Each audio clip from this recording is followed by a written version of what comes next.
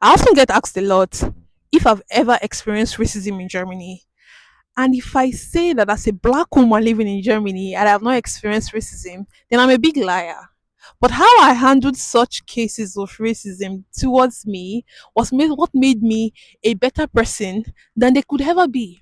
Now, I have a theory that people that are often mean to other people, that are racist towards other people, are sad people.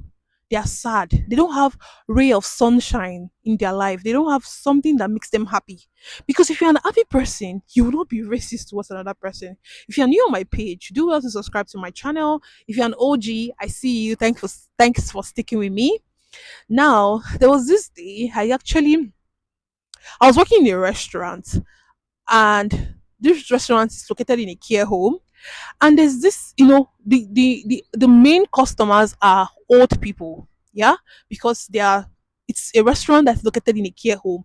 So the main people that eat in the restaurant are the old people that live in the care home, right? So there's this particular man. He's just mean to me for no reason. Mean to me for no reason. Whenever I go there to like serve him food, he just does his nose like this. I don't know. I don't know if you can see me. It doesn't like this. Mind you, I'm not smelling. No, I smell my aroma is the best. So I was like, you know, this does. And in my head, I'm like, so I was not even doubting myself. I was doubting myself if I'm smelling because how can I go to work smell? It's not possible. So I just realized that he has an issue with my perfume. He has an issue with my perfume. And I'm like, because of this man, that's why I said how I handled it made me a more better, made me a much better person than these people could ever be. In my head, I'm like, you are old, you are close to dying, and you are still this mean. Like he does this like this. So at some point, I was doubting myself if I'm actually smelling because of this particular man. I stopped wearing my favorite perfume to work because it. So what I actually now did was, and when he does this thing, he doesn't do it like in a quiet. He does it to my face like something. I felt really bad. Anytime he does it, I felt worthless. I felt sad within me, you know. And what I actually now did was instead of me going to him, I would now have to call another colleague for them to take whatever he needs to him. But it wasn't working because on some shift, I was doing some shift alone. I was the only person there. So what I did was if he needed something like, for example, he needed coffee, I would just put it in like in a kettle. Instead of going there to pour it for him from the jug, I put it in like in a kettle and carry that full kettle to him. So, and the funniest part is people like this, they call your attention more than once. He calls like three times for coffee within the space of 30 minutes. So what I just do is I carry a full kettle, go and put it on the table. So if he doesn't have him once, I will not I don't have to see his face until he has to leave like the restaurant and everything back to his room. That was the first case. The second case of racism that I experienced with these Germans, I was in a bus. I was coming back. No, I was going for a probate tag. What's a probate tag? A probate tag is a trial day that you do when you are after you have finished an interview. So a probate tag is something you do to to see if you actually would want the work or not. It's very common in Germany. It's very common in Germany. So after that probate tag, you would now decide, oh, if this work is for me or not. Unlike Nigeria, it's not like that. That's not how it is.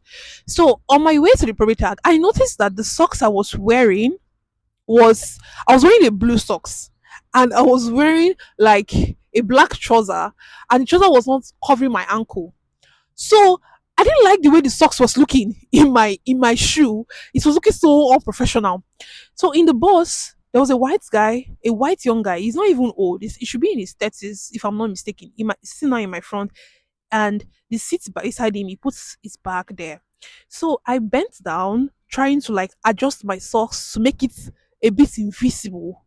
You know, it wasn't looking nice. I just wanted to adjust my socks. So the way I bent down, my head was like on the chair, but my hand was down, touching my legs. And this guy just turned, and the next thing is he picked his bag. He picked his bag and he held his bag like this. He held his bag. And in my head, I'm like, does this guy think I want to rob him? I know people have to be security conscious, environmental conscious of their surroundings and everything. And then he was like, fucking Auslander. Eh? In my head, I'm like, what? So in that case, I just laughed and I don't know whatever the what of whatever was in his bag, but I know that I was worth more than that. I did not respond. Like I said from the beginning of this video, how you respond to such hate and racism makes you way either bigger than them or lesser than them or roll with them in the mud. So what I did was I just laughed and then I picked up my phone. I'm using like almost the latest phone. I picked up my phone and I got to my bus stop. I just like fucking Auslander means fucking foreigner. Auslander means foreigner. And things like that, it got to me. I was distraught. I was distraught. Like it almost ruined my probate tag, but I was motivated. I was motivated to complete the probate tag and get that job. Thankfully, I've gotten that training plus place. That's be for another video, not now. That will be another video for that. So if you have gotten up to this point, my third experience with these people was in the bus also. Like I entered the bus and everywhere was filled. There was a particular place that was just two seats remaining. I sat down, I held my bag, and there was a space beside me. Like there's space beside me, right? There's a lady that came. She looked at me. I thought she wanted to sit down beside me. I adjusted for her to sit down beside me. And then she goes, oh, ich kann nicht mit einer Auslander sitzen. Ich kann mich nicht mit einer Auslander sitzen. Like, I cannot sit with a foreigner. That's what she said. And I'm like, ah, what should mean you cannot sit with that? In my head, though, because me, I don't respond to these people because I have a feeling, I have that belief that they are sad people. They are sad. They don't have ray of sunshine within them. And me, I have lots of happiness to give, you know. So I just carried my bag and I put it on the seat. Carried my bag and put it on the seat. Simple. So if you are in Germany and you've experienced racism, towards you, my best advice for you or to you is just avoid the situation as much as possible. It doesn't make you a coward. It doesn't mean that you cannot stand up for yourself. It just means you avoiding trouble, especially if you don't have a permanent residence, especially if you don't have the permanent residence or the citizenship. Why I say you should avoid it as much as possible is because when you want to get a job, there is this letter they call Führungszeugnis. In English, it means code of conduct. Your code of conduct. That's the letter that you would need to apply for in your bureau, in your rat house. They call it the local Amt, the rat house, government house.